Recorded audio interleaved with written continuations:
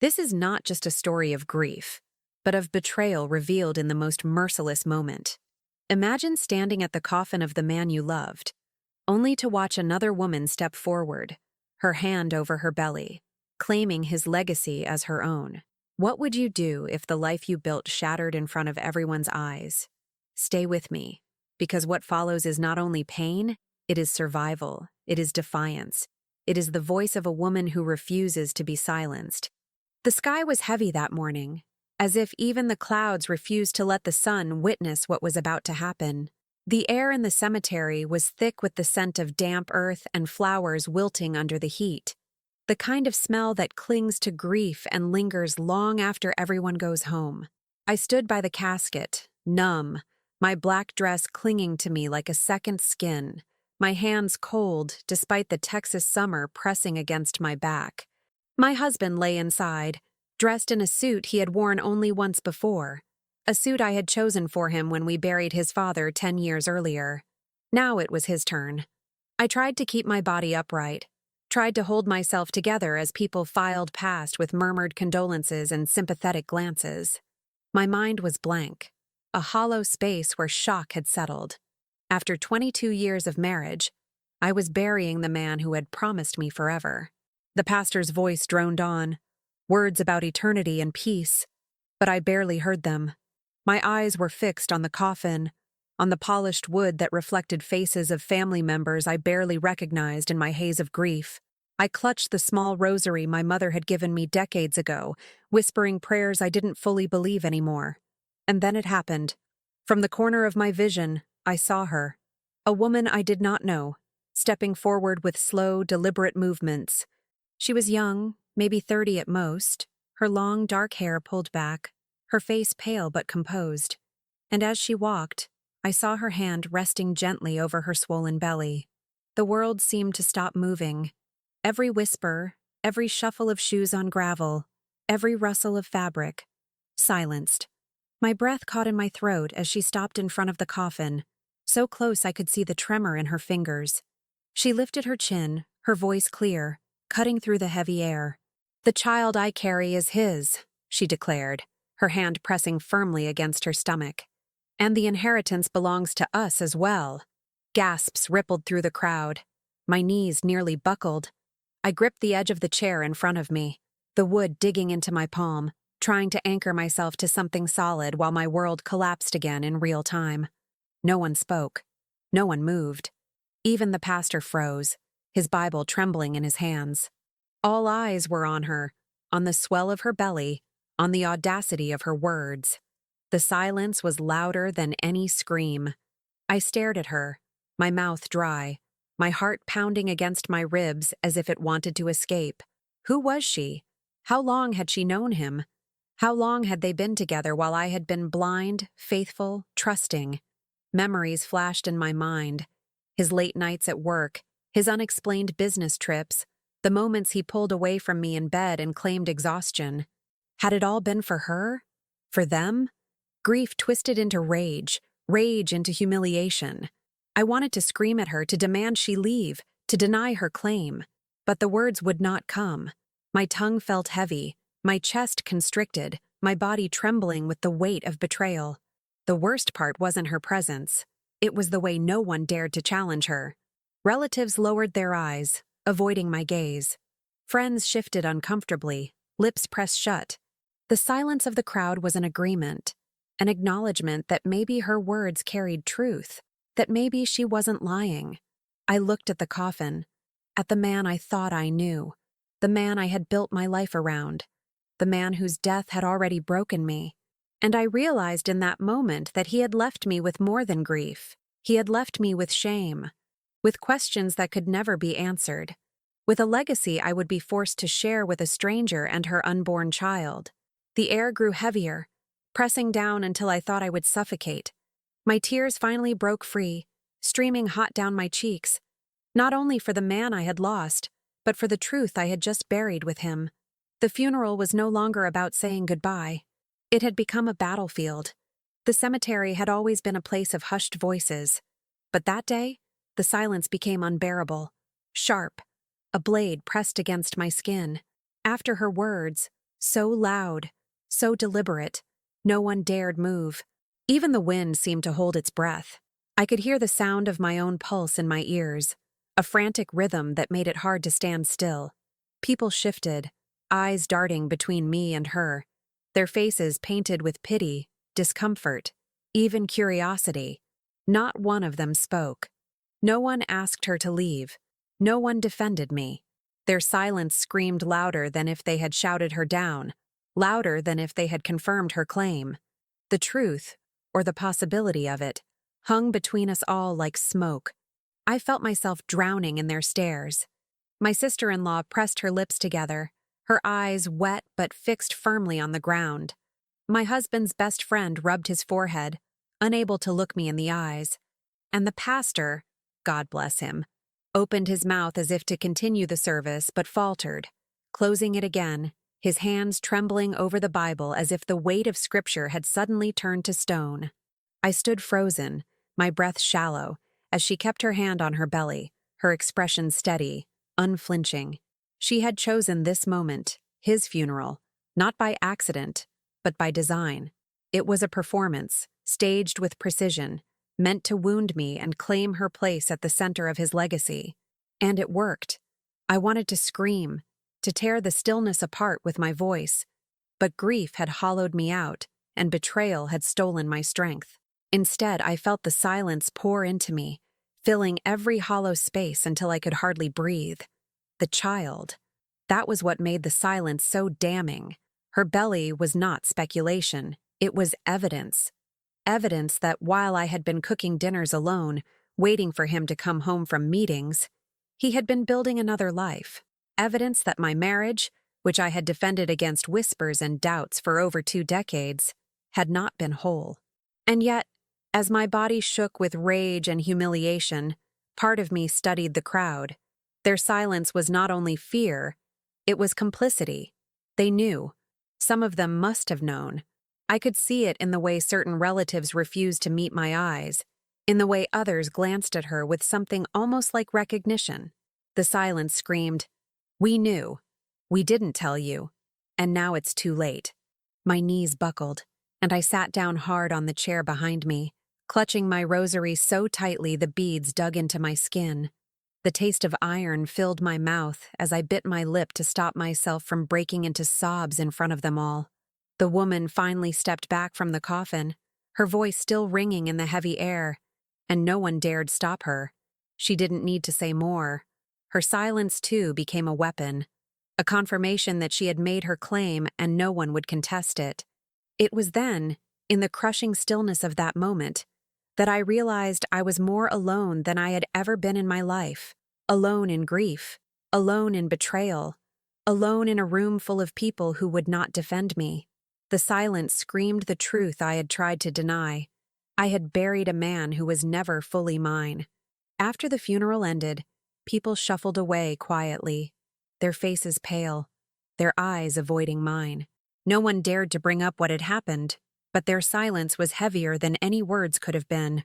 They embraced me stiffly, murmured meaningless condolences, then left as quickly as they could, as if afraid to be caught in the ruins of my life. When the last car pulled away, I stood alone beside the coffin, the sound of dirt being shoveled onto wood echoing in the hollow space of my chest. I stared at his name carved into the polished surface of the casket, and I realized I no longer knew who he had been.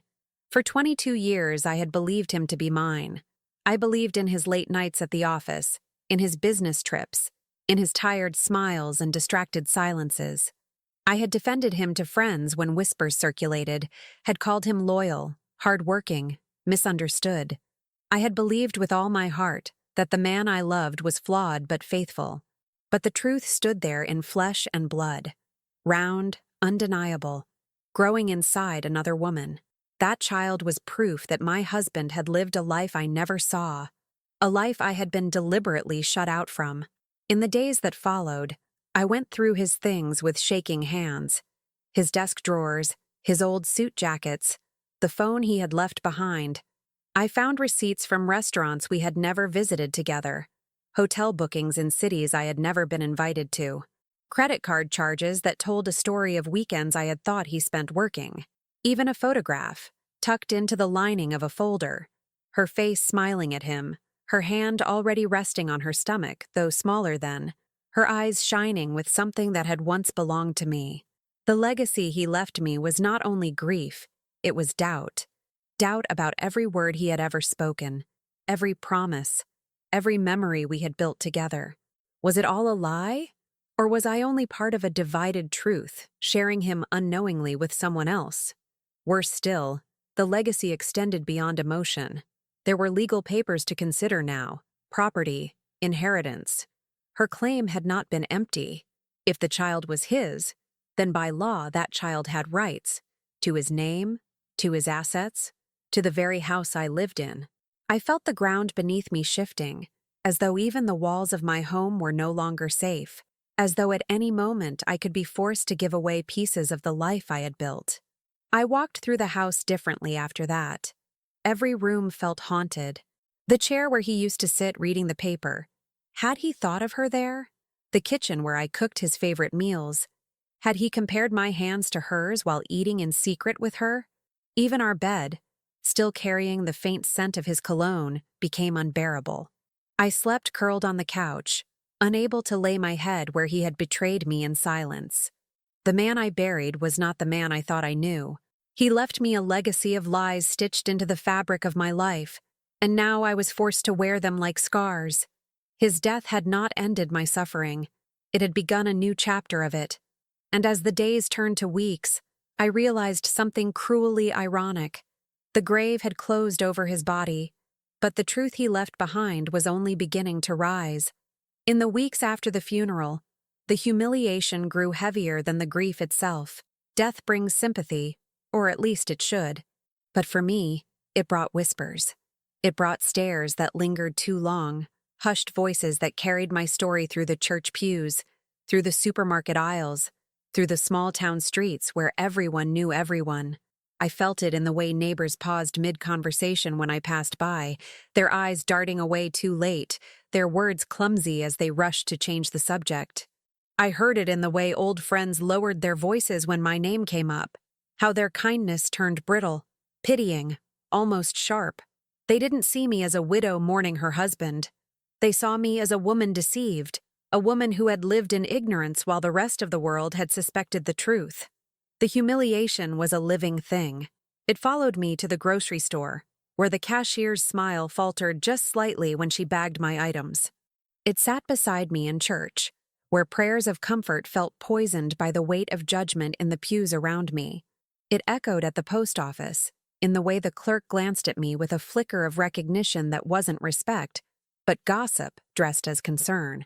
Everywhere I went, I carried not just the burden of betrayal, but the spectacle of it. My private agony had become public property. The image of her standing at his coffin, her hand on her swollen belly, had seared itself into the community's memory. They didn't need proof beyond that moment. For them, it was enough to rewrite my entire marriage in the past tense of shame. Even my closest relatives weren't spared from the poison of it. My sister called one evening, her voice tight, careful. "People are talking," she said softly, as if I didn't already know. They're saying you must have known." Those words cut deeper than the silence at the funeral. That I must have known. That maybe I had chosen to look away. As if the betrayal was not only his but mine too, for not seeing it, for not stopping it, for being blind enough to believe in a man who smiled at me with lies tucked behind his teeth. I began to doubt myself in ways I never had before. Was I really so naive? Did I miss signs that had been there all along? Was my love so desperate that I refused to see the cracks in the foundation of my life? The humiliation turned inward, a voice whispering late at night, "You were a fool. You built your life on lies and called it love." I avoided people as much as I could. I stopped going to church, stopped answering the phone, stopped opening the curtains during the day.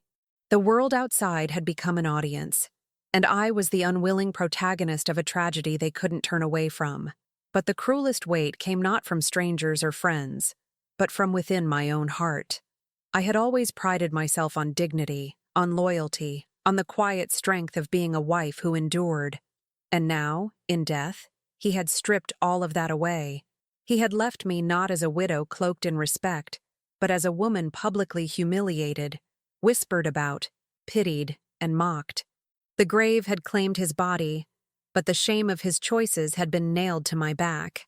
And there was no place in town I could go without carrying it. Grief should have united us, but instead, his death split the family into jagged pieces. Within days of the funeral, the whispers turned into meetings, the meetings into arguments, and at the center of it all was her, the woman who had stood at his coffin with her swollen belly like a weapon. She wasted no time. A week after we buried him, she showed up at my door. I will never forget the knock. Calm, deliberate, as if she had every right to stand there. When I opened it, she looked me in the eye without shame, her hand again resting on her stomach. "We need to talk about his estate," she said. Her voice was steady, almost businesslike, as if we weren't two women standing on opposite sides of a battlefield. I wanted to slam the door in her face. I wanted to scream at her, curse her, drive her off the porch. But I didn't. I stood frozen, my hand gripping the frame so tightly I thought the wood would splinter. My silence gave her space to continue. "He promised me security," she said, her eyes flicking briefly to the hallway behind me, as though she could see into the home I had built with him. "For me. For his child. I'm not here to fight you. I'm here to claim what belongs to us." The audacity of it stole my breath. She spoke as if my years of sacrifice meant nothing, as if the nights I had spent alone while he was working late, the meals cooked, the bills paid, the loyalty given, all of it were irrelevant compared to the life she carried inside her. But the worst betrayal came not from her mouth, but from my own family. His brother, who had stood beside me at the graveside, called me days later. His voice was cautious, oily with something I couldn't name. "Look," he said, "it's not worth a fight. She's carrying his blood. The child will have rights, whether you like it or not. It's better if you cooperate. Make this easy. For everyone. Easy." That word lodged in my chest like a knife. Easy for whom? For her? For him? Even in death? Certainly not for me, the wife left behind with nothing but humiliation. Soon, the manipulation became clearer. Other relatives began to echo the same refrain. "Think of the child. Don't make this ugly. He would have wanted peace." Their words twisted around me until I began to wonder if I was the villain now, the selfish widow refusing to step aside for the unborn heir. I thought back to the sacrifices I had made, the years of loyalty I had given, and rage pulsed in me like fire. Where had these voices been when I needed defending at the funeral? Where had they been when her words cut me open in front of everyone? Now they came to tell me to accept, to surrender, to make peace with betrayal. Even my own sister faltered. Over coffee one morning, she placed her hand on mine and whispered, "Maybe you should compromise. For your dignity, for your future." I pulled my hand away, staring at her as if she were a stranger. Dignity? There was no dignity left. Compromise was just another word for erasure. The mistress's demands grew louder, her confidence swelling as her belly did. Lawyers' letters began to arrive, stamped and formal, filled with words like rights, inheritance, recognition. Each envelope was a blow, each line a reminder that my marriage was no longer just my story. It was evidence in a case she had already decided she would win. I would lie awake at night, staring at the ceiling, wondering if I had the strength to fight them all. It was not just her. It was the family twisting the knife, the law bending toward her claim, the whispers of the community turning my grief into spectacle.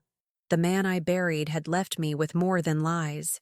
He had left me surrounded, cornered, and stripped of the one thing I thought I still had, my place as his only wife. It was on a Sunday afternoon, a week after the first lawyer's letter arrived, that the impossible request was finally spoken out loud. I had gathered his family in the living room, the same room where we had celebrated birthdays, holidays, anniversaries. The curtains were drawn, the air heavy with the smell of old coffee and grief that had soured into something uglier.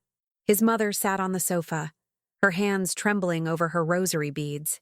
His brother leaned back in the armchair, his expression unreadable. his eyes calculating.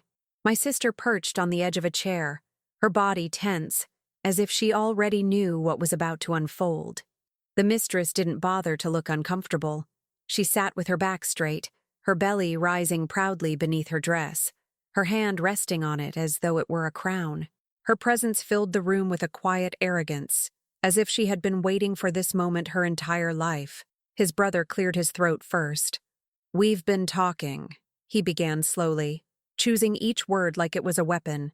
"And considering the situation, we believe it would be best for everyone if you agreed to share the estate with her, without a fight, without the courts, quietly." I stared at him, unable to process. "Share?" I whispered. The word felt alien in my mouth. Share what I built with him? Share the home I gave my life to? Share the years of sacrifice, the nights of loneliness, the dignity I've already lost? He didn't flinch. "It's what he would have wanted. He has a child coming. That child deserves recognition, deserves support." The mistress's eyes met mine, calm, unblinking. "I don't want to take everything from you," she said softly, her voice laced with the venom of false kindness. "I only want what belongs to his child, what he promised us." Her words pressed into me like glass splinters. What belonged to his child? What he promised them? Every syllable was a reminder that I had been erased long before he died. Erased while I cooked his meals, folded his clothes, kept the house standing for a man who had been promising his future to another.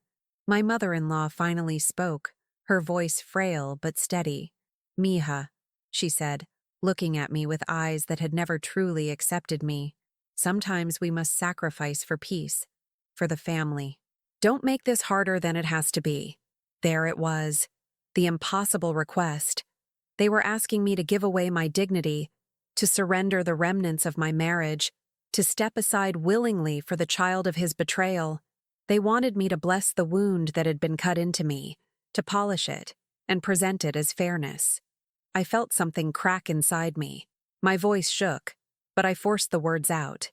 "You're asking me to betray myself, to erase everything I lived for, to pretend his lies are a legacy worth sharing." No one answered. The silence was their verdict. I sat there with the weight of their stares pressing on me, the impossible request ringing in my ears. And I understood, with a clarity that burned through me like fire, that they had never been on my side. Not then, not now, perhaps not ever. The impossible request was not about justice. It was about convenience, about erasing conflict, even if it meant erasing me. And I knew then that if I agreed, if I surrendered, I would not only lose the home and the inheritance, I would lose myself. I believed I had already unearthed the worst of it. His mistress at the coffin, the unborn child, the demands of a family that turned their backs on me. Those wounds were deep enough to last a lifetime. But the deepest cut came not from her mouth or theirs, but from his own hand, written in black ink months before he died. It was late one evening when I finally forced myself into his office. The room smelled of him, old leather, faint cologne, the dust of papers never touched since the day he collapsed. I opened drawers I had avoided, lifted folders stacked neatly in cabinets. At first I found nothing but bills, tax forms, receipts. But then, tucked into a thin manila envelope, I found it. His will. I sat down hard in his chair, the document trembling in my hands as I began to read. My breath caught in my throat with every line. The will was not new. It had been updated just last year, long after the affair had already begun. And there, in his own signature, was the truth I had refused to imagine. He had named her child, not as potential, not as in case, but as rightful heir, entitled to a share of everything he had built with me. It was as if he had written me out of my own life. The deepest lie wasn't that he had betrayed me in silence, or even that he had fathered another child.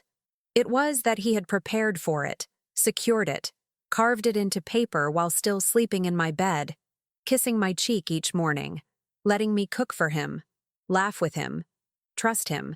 He had already begun the transfer of his legacy long before the coffin closed over him. My hands shook so violently the pages slipped from my fingers and scattered across the floor. I sank to my knees. gathering them, sobbing into the quiet of the room. I wanted to scream at him, curse his name, demand why, but the only voice left was the scratching of his pen across paper, frozen in time. I thought of the years I had spent fighting for him, defending him, believing in him, all those sacrifices, all that loyalty, only to discover that in his final acts of control, he had ensured I would never stand alone as his widow. He had handed part of our life to another woman and her child, as if my years beside him were nothing more than a placeholder until she arrived. And then came the final cruelty. A note, scrawled in his handwriting at the bottom of the will. Make peace. They will need each other when I am gone. The audacity, the arrogance, the presumption that I would ever embrace the woman who destroyed my marriage, the child who erased my legacy. It shattered me. He had planned my humiliation, sealed it with ink, and left me to carry it alone. That night, I sat on the office floor surrounded by papers that smelled of him, and I realized I had been married to a man I never truly knew. The deepest lie was not just his betrayal. It was the mask he wore so well. The mask of a husband, of a partner, of a man who vowed to love me forever. He had died with that mask intact, leaving me to strip it away piece by piece, alone, choking on the ashes of truth. And yet, even as grief crushed me, something sharp burned in my chest. Anger, defiance. The will was his voice, but he was gone. I was still here. And for the first time, I understood. I didn't have to obey him anymore. I thought the will was the final nail, the ultimate betrayal. I thought nothing else could twist the knife deeper. But life, cruel as it is, had one more revelation waiting, and it came not from papers or whispers, but from the mistress herself. It was a rainy afternoon when she appeared again. I opened the door and found her standing there, her hair damp, her dress clinging to her figure, the swell of her pregnancy even more pronounced. Her eyes were steady, though a flicker of something, fear, maybe, hid behind them. She didn't ask to come in. She simply stepped past me as if the house already belonged to her. I followed her into the living room, my fists clenched at my sides. "What do you want this time?" I asked, my voice flat, exhausted. She turned, her hand resting on her stomach, and whispered words that struck me harder than the first time she ever spoke at the coffin. The child may not be his. The room spun. I gripped the edge of the table, my body trembling. "What did you say?" She swallowed, her eyes finally breaking away from mine. "I don't know for sure. There was someone else, around the same time. But he believed it was his. He promised to take care of us. And now I have nothing if you refuse." The unexpected twist unraveled everything at once. The shame, the humiliation, the lawyers, the family manipulation, all of it might have been built on a lie of her own. My husband, the man who carved his betrayal into his will, may have sacrificed me for a child that wasn't even his. I stared at her, my heart pounding in my ears. Rage and disbelief fought inside me. "You mean to tell me," I whispered, my voice shaking with fury, "that you stood at his coffin in front of me, in front of everyone, and claimed his legacy when you didn't even know if the child was his?" She didn't answer. She just pressed her hand harder against her belly, tears filling her eyes. The twist was more than cruel. It was absurd. My life had been torn apart, my dignity shredded, my marriage buried under shame, all for a claim that might not even be true. He had rewritten his will. His family had turned against me. I had lived weeks under the crushing weight of humiliation, and now the foundation of it all was cracking. That night I lay awake, staring into the darkness, replaying every moment of the funeral, every whisper, every stare. I thought of the child, innocent in all of this, carrying the burden of two people's lies. I thought of my husband, who had chosen to believe her, who had chained me to her even from the grave, and I thought of myself, broken, but still breathing, still standing, still holding on to the fragments of my own life. The unexpected twist did not free me. It did not erase the betrayal, but it gave me something I had not felt in months: power. If the truth was uncertain, then I was not powerless anymore. For the first time, the weight of shame began to shift, just slightly, onto the shoulders of the woman who had carried it so proudly to his coffin. The story was no longer hers to control. The silence, the humiliation, the lies, they no longer belonged only to me. And in that realization, I felt the faintest spark of strength return. The storm had raged inside me for weeks, but the twist she revealed, that the child might not even be his, ignited something I hadn't felt in months: resolve. For so long, I had been walking with my head bowed, carrying the shame of his betrayal like a stone around my neck. But now, that stone cracked. It was not mine alone to carry. I began to see things differently. The humiliation at the funeral, the silence of my relatives, the manipulation of his family, they had all been fueled by certainty, the certainty that she carried his blood. Without that certainty, the power shifted. For the first time, I wasn't the only one living under suspicion. She was too. The turning point came one morning when another letter arrived from her lawyer. It was a demand for recognition, for financial support, for the division of property. But this time, I didn't cry. I didn't crumble. I picked up the phone and called my own lawyer. My voice was steady, calm, the kind of calm that comes not from peace, but from war. "I want a DNA test written into every negotiation," I said. "Before anything is decided, before 1 cent changes hands, we prove it, one way or another." It was as if those words unlocked something in me. For months, I had been drifting, powerless, suffocated by his choices and her boldness. But now, I was no longer waiting for others to decide my fate. I was stepping into the fight, not just for property or inheritance, but for myself, for the woman who had been erased at his coffin. The fear began to loosen its grip. I went out to the store without lowering my head. I met the stairs with my own. I began to answer the phone, to speak firmly when relatives tried to pressure me into surrender. "No," I told them, my voice sharp as glass. "I won't hand over my life for a lie. If she wants to claim him, let her prove it. If not, let her carry her own shame." Even in the quiet moments, when grief still clawed at me in the night, I felt a new strength rising. I thought of the years I had given him, the sacrifices, the loyalty, the love. They were not meaningless. Even if he had betrayed them, they were mine, my life, my story, and no mistress, no unborn child, no piece of paper could erase that. The turning point wasn't about revenge. It wasn't about punishing her, or even about reclaiming what was mine in court. It was about reclaiming myself, about standing up after being buried under layers of lies and humiliation, and saying, "I am still here. I am still whole, even broken." The day we finally walked into the lawyer's office together, her belly round, her eyes cold, I did not tremble. I did not look away. I sat across from her and let the silence stretch until it broke. And when I spoke, my voice was firm. "We test first. Then we talk." That was the moment I knew. The woman who stood at his coffin broken and humiliated was gone. In her place stood someone else, scarred, yes, but unafraid. The turning point was not the end of my pain, but it was the beginning of my freedom. When the dust began to settle, when the letters slowed and the court dates were set far into the distance, I finally found myself alone with the silence I had once feared. Except this time, the silence was different. It no longer pressed against my chest like a weight meant to suffocate me. It was wide, open, a space where I could finally breathe again. I sat one evening in the living room, the very room where she had once sat across from me with her hand over her stomach, claiming a place in my life. The curtains were drawn, the lamp casting a golden glow over the framed photos still hanging on the wall. I studied them. Birthdays, vacations, anniversaries.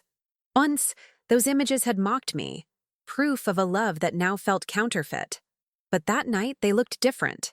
They were still real.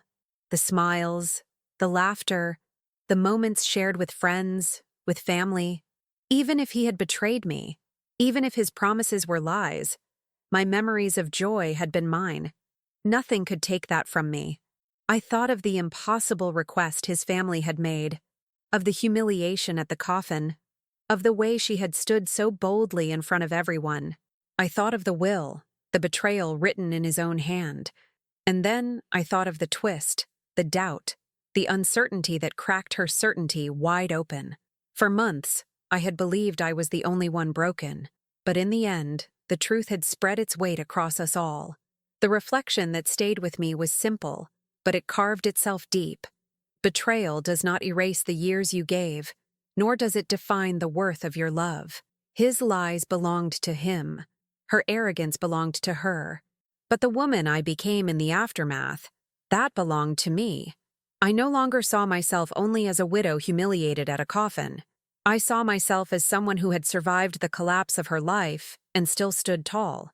Someone who had faced the deepest cuts of silence, betrayal, and shame, and still had the courage to demand truth. Someone who, even stripped of dignity in public, had found strength in private.